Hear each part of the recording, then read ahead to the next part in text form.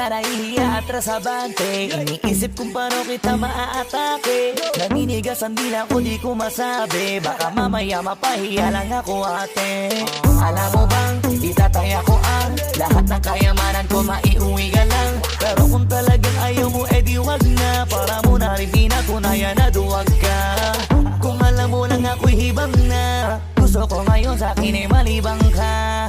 Para masabing gustong mahiram ka. Kaso paano kaya pag sinabi mo na wag Di ko na? mabigay na nalingunin yung chick na maluperang katawan, parang gusto kong sumama sa kanya kahit na di ko kilala.